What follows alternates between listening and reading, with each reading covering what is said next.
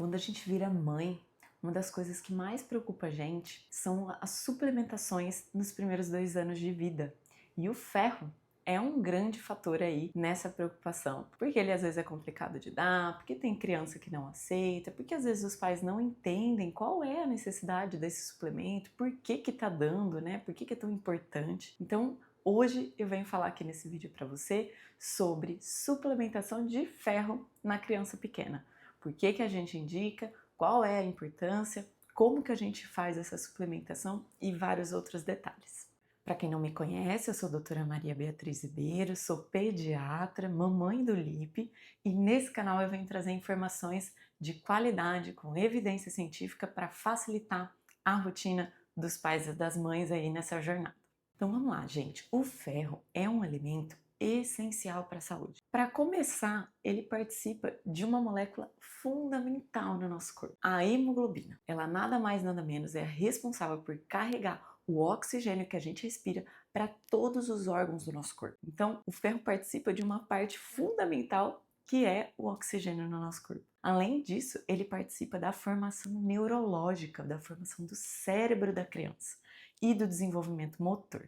Então, quando a gente tem uma deficiência de ferro nesse início da vida, né, principalmente nos primeiros 2 anos, a gente pode ter consequências graves. Além da anemia ferropriva, que é a anemia pela deficiência do ferro, a gente pode ter deficiência na formação desses órgãos tão essenciais, como o cérebro e o desenvolvimento motor. Então, essa criança pode não atingir a inteligência que ela teria se ela tivesse uma nutrição adequada, se ela estivesse suplementando ferro. E também pode ter um atraso no desenvolvimento motor, então demora para sentar, demora para andar. Tudo isso são consequências da deficiência de ferro e é exatamente isso que a gente não quer que aconteça.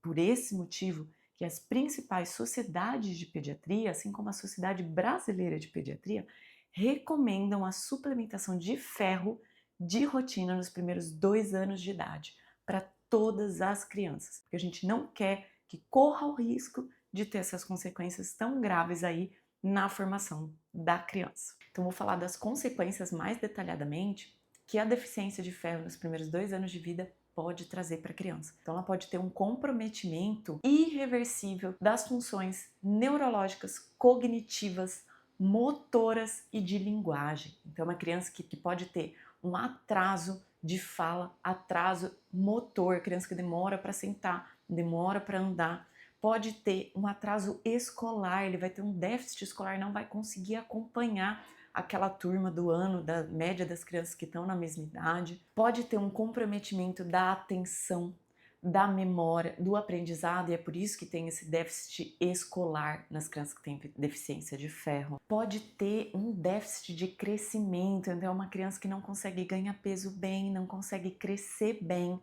Pode ter problemas na imunidade, sim, a gente se preocupa tanto, pesquisa tanto, né, na internet, o que fazer para aumentar a imunidade. Pois bem, o ferro participa ativamente dessa resposta imune, então pode sim ter uma deficiência de imunidade, uma criança que fica muito doente. Pode ter uma alteração no sono, gente.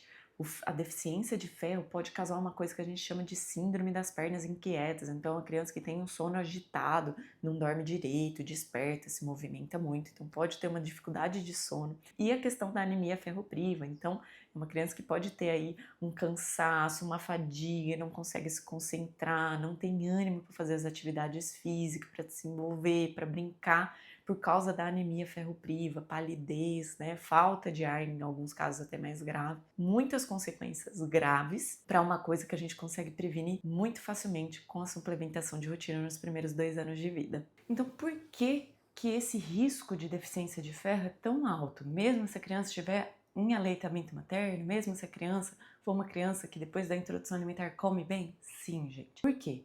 O leite materno, ele consegue suprir a necessidade de ferro até os 6 meses de vida. Mas, atenção, porque o que acontece muitas vezes é que a mãe tem deficiência. Então, a mãe teve deficiência de ferro durante a gestação e não foi tratada, e tem deficiência de ferro, às vezes, durante a amamentação nos primeiros 6 meses. Esse bebê não tem um estoque de ferro adequado para suprir essa fase que tem um crescimento extremamente acelerado, né? Nesses primeiros 6 meses é muito comum a gente ver bebês que ganham 1 quilo de um mês para o outro, né? É proporcionalmente uma quantidade muito grande de peso, de ganho de peso e de crescimento, né? Vários centímetros aí nesses primeiros meses. Então, se a mãe não tiver um estoque de ferro adequado, ela não vai passar o ferro suficiente para esse bebê em aleitamento materno. Além disso, depois do 6º mês de vida, que é quando deve se iniciar a introdução alimentar, a necessidade de ferro é maior ainda. E daí o leite materno por si só, sozinho, sem alimentação complementar, ele não é mais suficiente. Então, se o bebê, por um acaso, não consegue ter uma nutrição alimentar adequada, ou ele não come alimentos fonte de ferro, come pouca carne, tem alguma deficiência nessa alimentação ou come muito pouco, é muito comum que tenha deficiência de ferro. E a gente sabe, na prática, que a introdução alimentar, até 8, 9 meses, a criança ainda come muito pouco, o leite materno ainda é o principal alimento.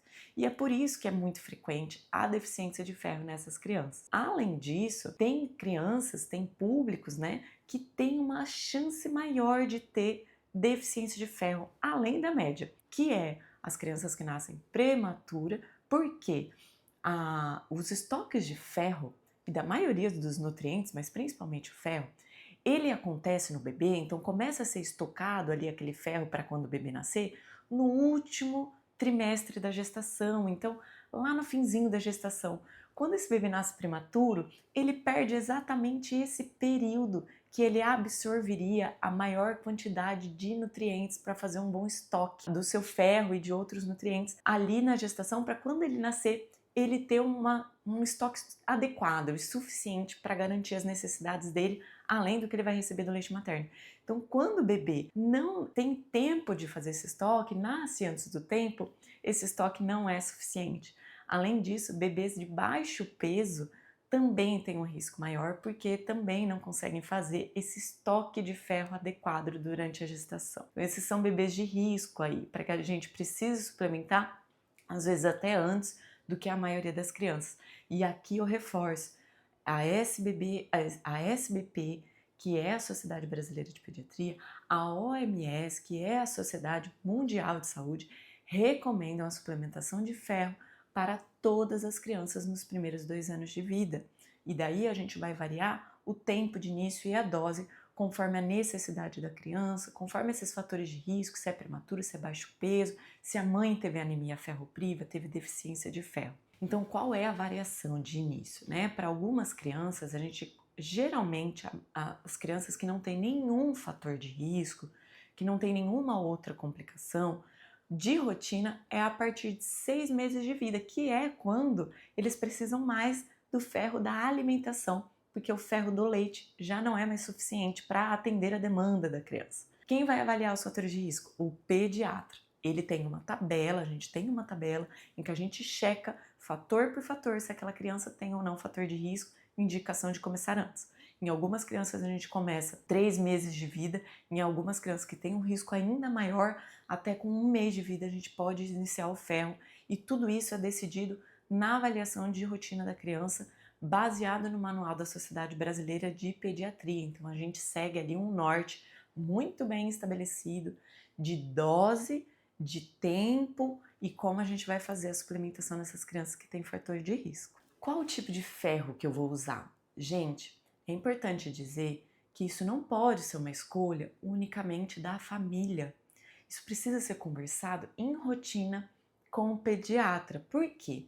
Existe uma questão técnica de qual tipo de ferro é mais adequado, qual tem às vezes menos efeito colateral, mas qual tem mais eficiência para suplementar, e tem várias marcas no mercado e vários tipos com doses diferentes.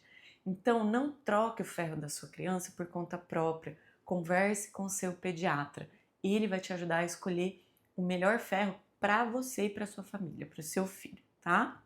A gente sabe que o ferro, ele às vezes é difícil de dar, ele pode manchar a roupa, ele pode às vezes dar um efeito gastrointestinal, tem crianças que têm um desconforto gastrointestinal, que chega a fazer constipação, então tudo isso pode acontecer na suplementação de ferro.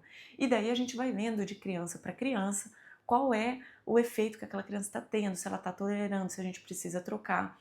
O sal de ferro mais comum, que é o que os manuais mais recomendam, que é o que tem estudo para anemia ferropriva, é o sulfato ferroso, bom e velho sulfato ferroso, que é o que a gente tem disponível no SUS. Ele é o que tem a maior parte dos estudos comprovando a eficácia. Então, quando a gente vai tratar uma anemia, que daí já é outro tema, não é o que eu estou falando aqui eu estou falando da suplementação preventiva, mas quando a gente vai tratar mesmo, a criança tem anemia ferropriva, tem a deficiência de ferro, geralmente é ele que a gente escolhe, porque a gente sabe por muitos e muitos anos, por estudos já prolongados, que ele é o que tem a melhor eficiência. Mas qual que é a questão do sulfato ferroso? Às vezes ele pode ter mais efeito colateral, então ele sofre mais interferência da alimentação. É um ferro que você não pode dar junto com outros alimentos, porque às vezes a absorção cai, você não consegue absorver todo aquele ferro, então tem que dar em certos períodos do dia, longe da alimentação.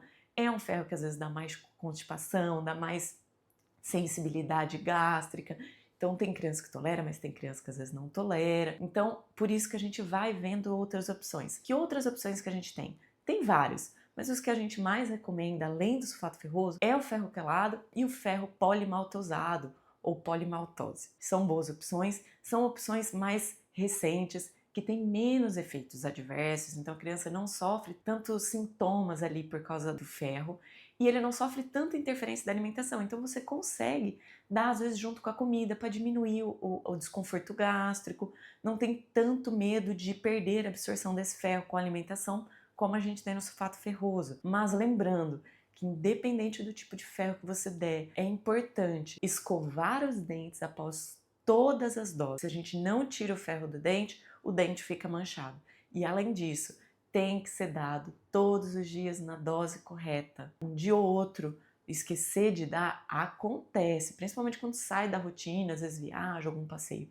Mas isso não pode ser frequente, isso não pode acontecer toda semana, porque aí às vezes a suplementação não vai ser eficiente. Então, a gente tem várias marcas, tem vários tipos de ferro que a gente vai avaliar. Eu sempre vejo detalhadamente qual é a necessidade daquela família, se é uma família que preza por ter uma fórmula mais limpa, sem aditivos, ou se não, se é uma família que não se preocupa tanto com isso, que prefere uma coisa mais prática, mais eficiente.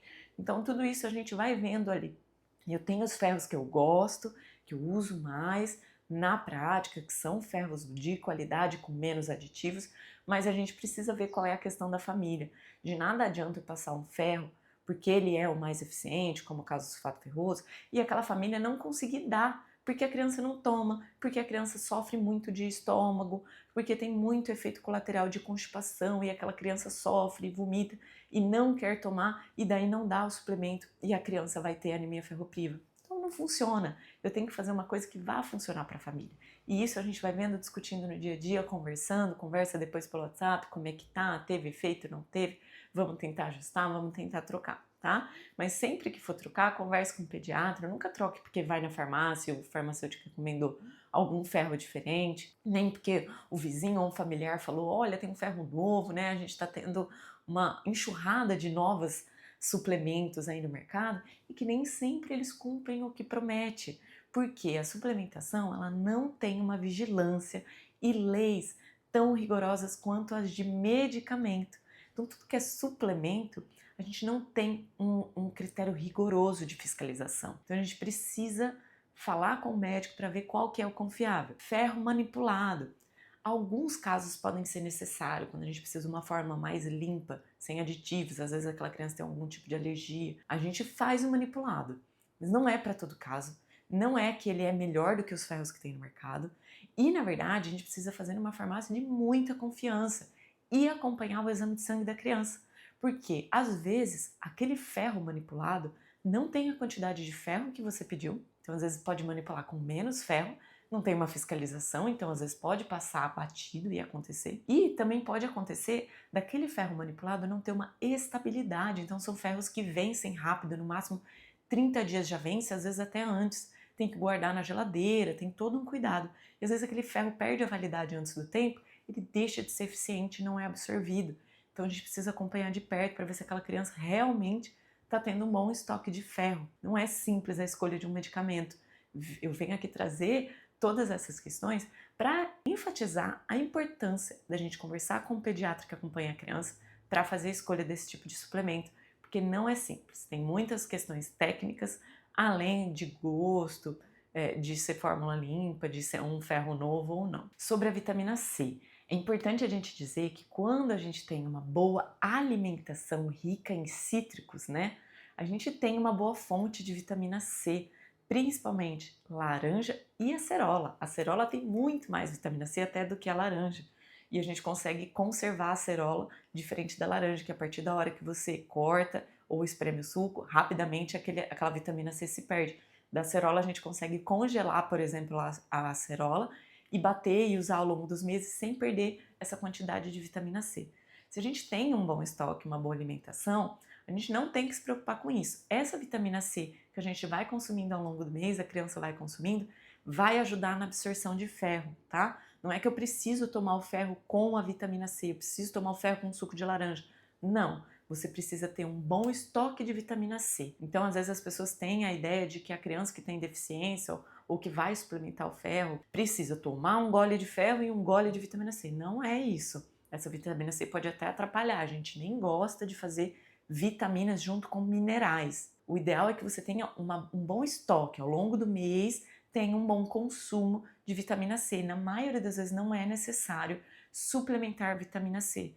O ideal é que consuma pela alimentação, mas ela sim, de fato, ajuda a melhorar a absorção do ferro. Então, os efeitos adversos que o ferro pode causar vai variar de acordo com a dose, então quando maior a dose, mais chance de ter efeito adverso, e do tipo de ferro, como eu disse, né? Então tem ferros que têm menos efeitos colaterais, tem ferros que têm mais.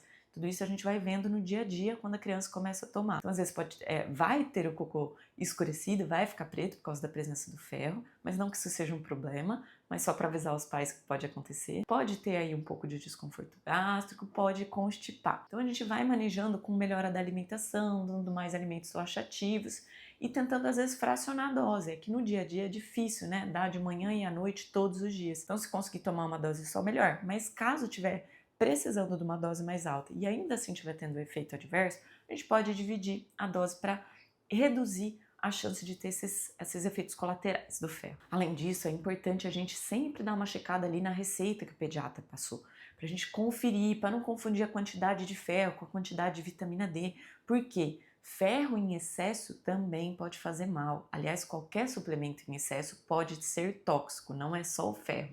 Então é importante a gente seguir exatamente a receita do pediatra, porque tem ferro que tem uma dose, tem ferro que tem o dobro da dose por gota.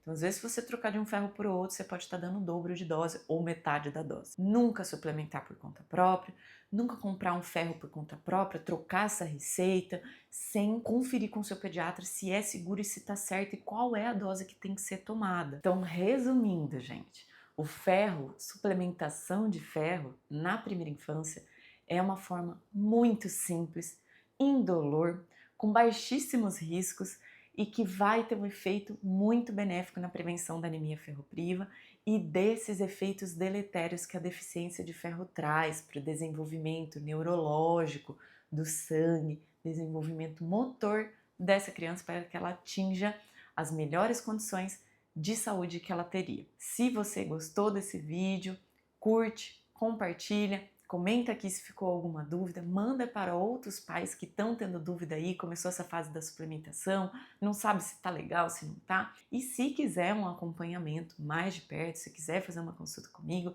eu deixo aqui também na descrição o link para o meu consultório. Também faço teleconsulta e a gente consegue conversar bastante coisa para definir a suplementação adequada para o seu filho.